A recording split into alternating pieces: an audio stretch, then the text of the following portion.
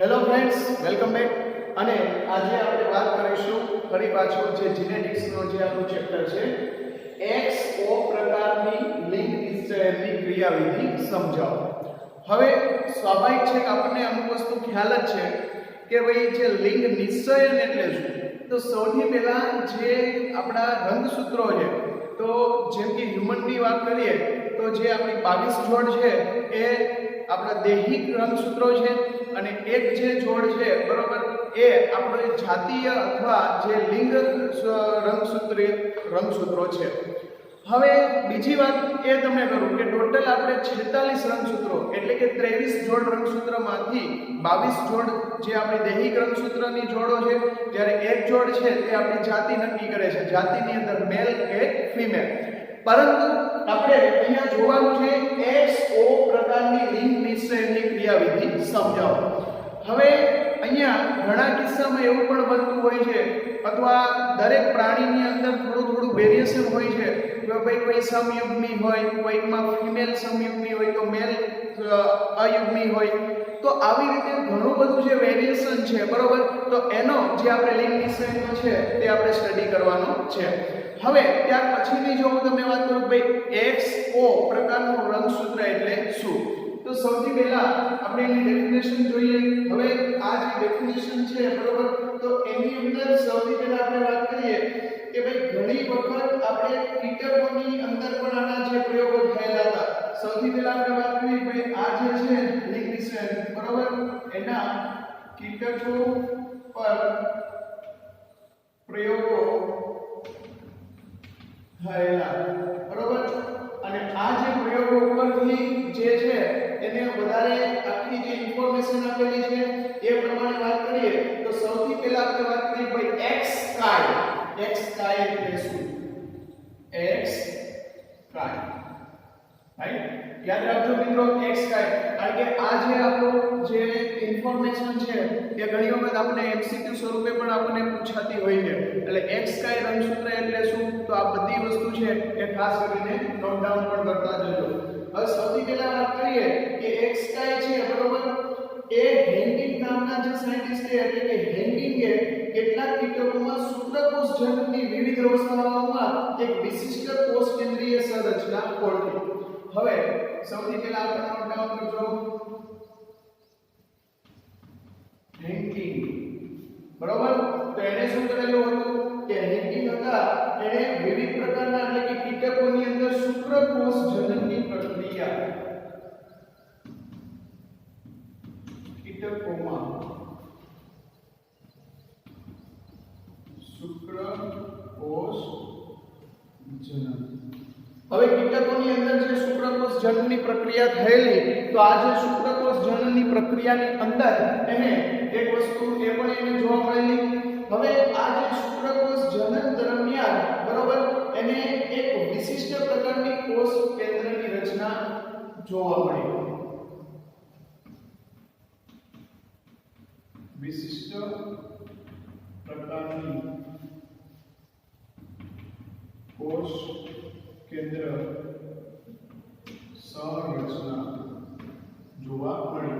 મિત્રો ખાસ આ નોટ ડાઉન કરજો કે હેન્ડિંગે જ્યારે કીટકોની અંદર જે શુક્રકોષ જનન એટલે શું, તો સૌથી પહેલા આપણે એ પણ જોઈએ કે ભાઈ જે શુક્રકોષોની જે સંખ્યામાં વધારો થવો અથવા શુક્રકોષોની સંખ્યા વધવી, તો આ જે સંખ્યામાં વધારો થવો એને શું કહેવામાં આવે છે? શુક્રકોષ જનન.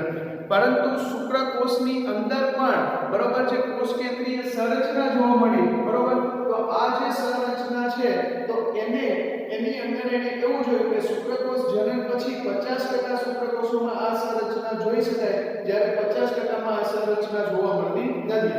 એટલે આપણે જોઈએ કે જે 100% જે શુક્રકોષો હતા બરોબર, એમાં 50% શુક્રકોષો છે એની અંદર આ સંરચના જોવા મળતી નથી. અને જ્યારે 50% જે શુક્રકોષો છે તેની અંદર આ સંરચના જોવા મળતી હતી. એટલે એનો મતલબ શું થયો કે આ જે રચના જોવા મળતી હતી એ શું હતું? આપણો મેઈન ક્વેશ્ચન જોઈએ ભાઈ, જે 50% માં આ રચના જોવા મળી અને 50% માં આ રચના જોવા મળતી નથી, તો આ જે આપણી રચના છે બરોબર, તો આ જે 50% ની અંદર જે સંરચના આપણને જોવા મળી, બરોબર, તો આ જે રચનાનું નામ શું આપ્યું એને એક્સ કાય. એટલે ખાસ યાદ રાખજો કે આ જે રચના જોવા મળે છે એનું નામ એને શું આપ્યું એક્સ કાય. અને આ જે એક્સ કાય જે રંગસૂત્ર છે, બરોબર, એને પણ આપણે ઓળખીએ છીએ.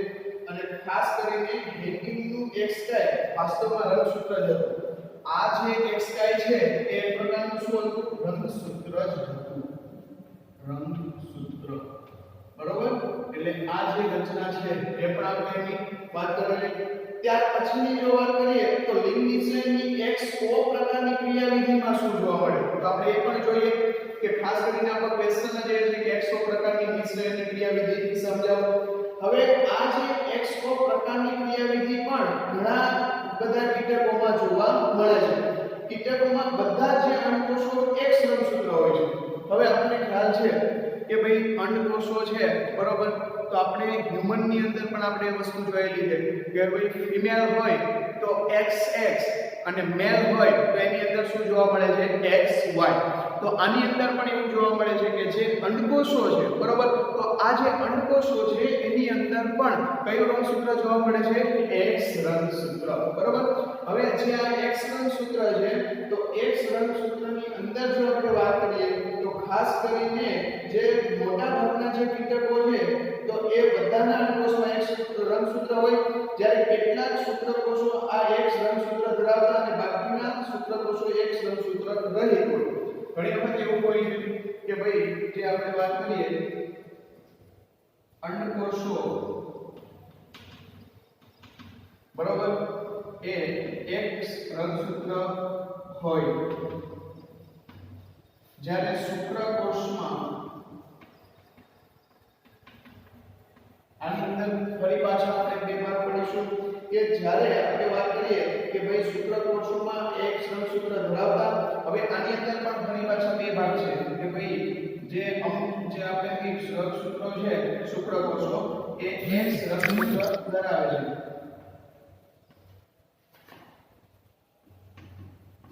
જ્યારે અમુક શુક્રકોષો છે એ X રંગસૂત્ર ધરાવતા નથી, બરાબર.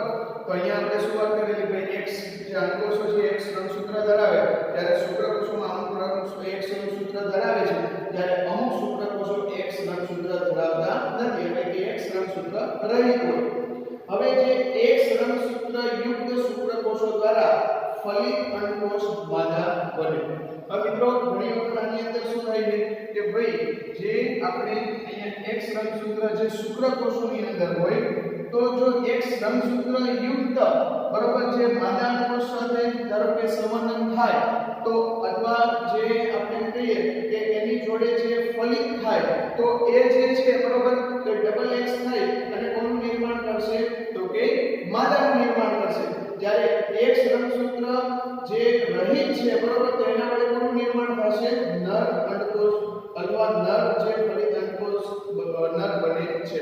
હવે એનું પણ આપણે ફરી પાછું જોઈએ કે આની અંદર XX અને આની અંદર આપણે XO, તો ખાસ કરીને એ પણ આપણે વાત કરીએ એટલે તમને વધારે ખ્યાલ આવશે. સૌથી પહેલા આપણે વાત કરીએ ભાઈ XO, બરોબર, તો અહીંયા આપણે કહીએ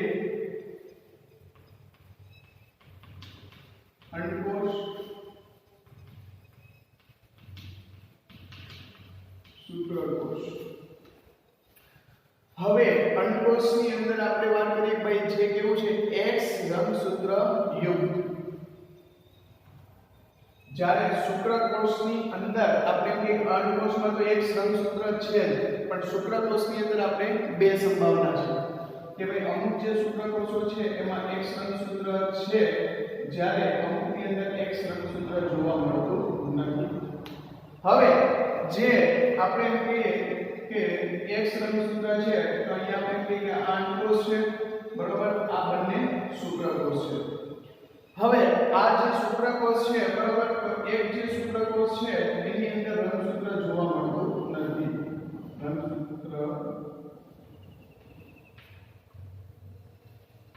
જોવા મળતું નથી, જ્યારે આ જે શુક્રકોષ છે એમાં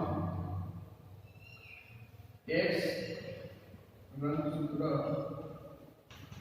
જોવા મળે છે।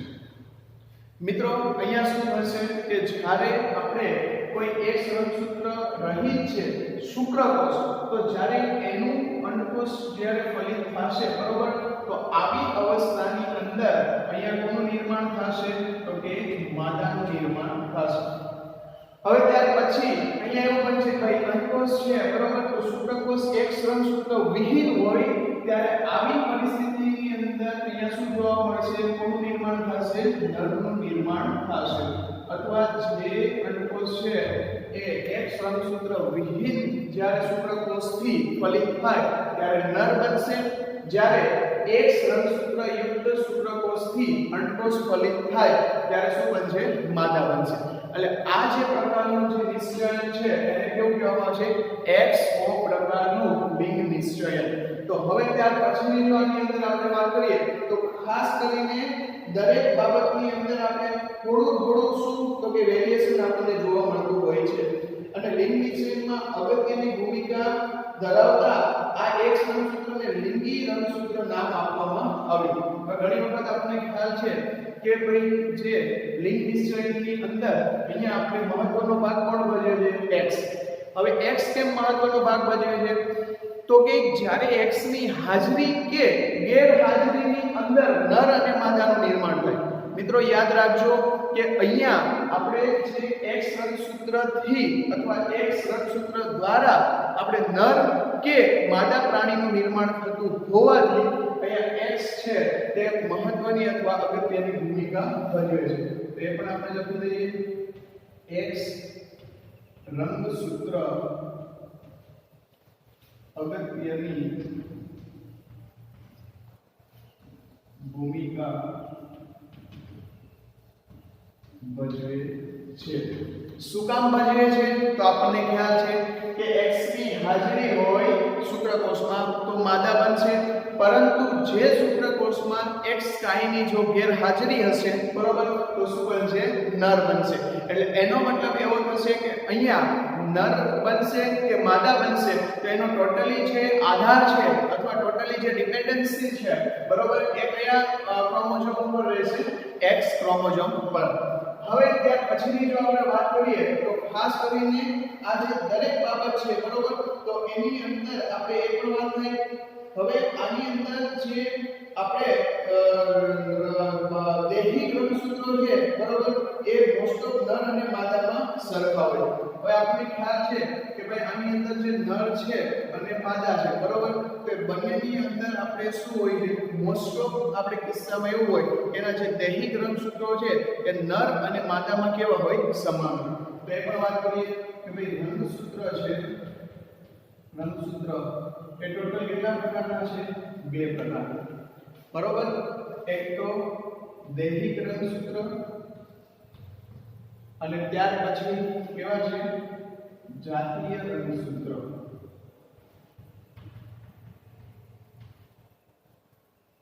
દૈહિક રંગસૂત્ર અને જાતીય રંગસૂત્ર। જાતીય રંગસૂત્રની અંદર ફરી પાછા આપણે બે ભાગ પડશે, એક તો નરના રંગસૂત્ર અને માદાના રંગસૂત્ર। પરંતુ મિત્રો અહીંયા જે જાતીય રંગસૂત્ર છે એની અંદર નર અને માદાની અંદર વેરિએશન જોવા મળે છે, પરંતુ જે દૈહિક રંગસૂત્ર છે એ નર અને માદામાં બાકીના બધા જે રંગસૂત્રો છે જેને આપણે જાતીય રંગસૂત્ર છોડી અને બાકીના જે બધા રંગસૂત્રો છે, બરોબર, એ નર અને માદામાં કેવા હોય છે? સમાન। તો આપણે અહીંયા એ પણ લખી શકીએ કે ભાઈ દૈહિક રંગસૂત્રો છે, બરોબર, એ નર એન્ડ માદા, બરોબર, આ બંનેમાં કેવા જોવા મળે છે? સમાન।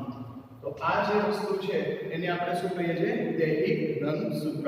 ખાસ કરીને આ હ્યુમન ની અંદર પણ આ વસ્તુ આપણે જોવા મળે છે, પરંતુ આ જે રચના છે, બરોબર, 100 પ્રકારની લિંગ છે એ ખાસ કરીને કીટકોની અંદર આપણને જોવા મળતું હોય છે। ત્યાર પછી આપણે એક એક્ઝામ્પલ આપવું હોય તો આપી શકીએ કે તીતી ઘોડાના નરમાં દૈહિક રંગસૂત્રો ઉપરાંત અયુગ્મિક X રંગસૂત્ર, જ્યારે માદામાં દૈહિક રંગસૂત્રો ઉપરાંત X રંગસૂત્રની એક જોડ હોય છે। મિત્રો હવે આપણે એક્ઝામ્પલ અહીંયા આપીએ તો ખાસ કરીને એક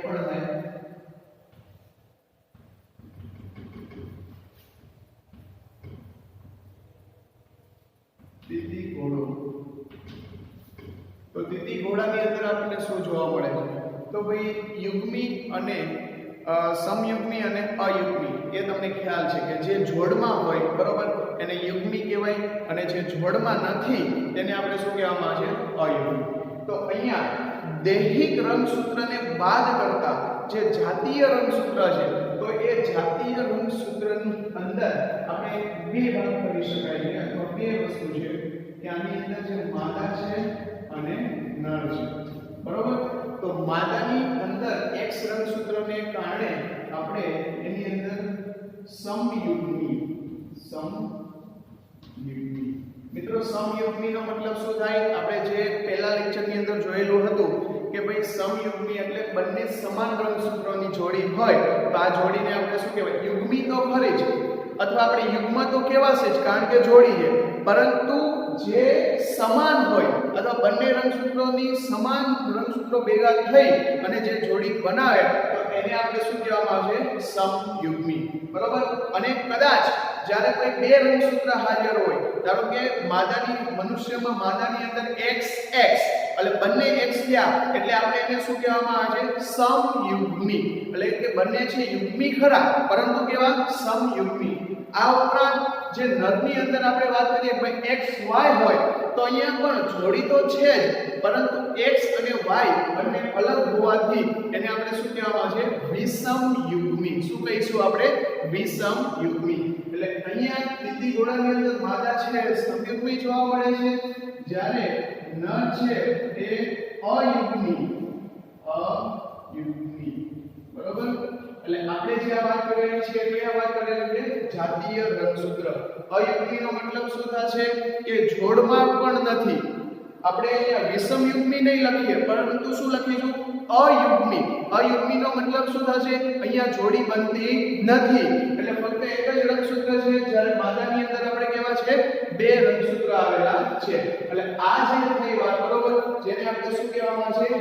XO પ્રકારની લિંગ નિશ્ચયની ક્રિયાવિધિ. એટલે આ પણ ખાસ કરીને આપણે આગળ ઘણી જગ્યાએ આપણને જોવા મળશે બરોબર. તો આ પણ તમે નોટ ડાઉન કરી લો.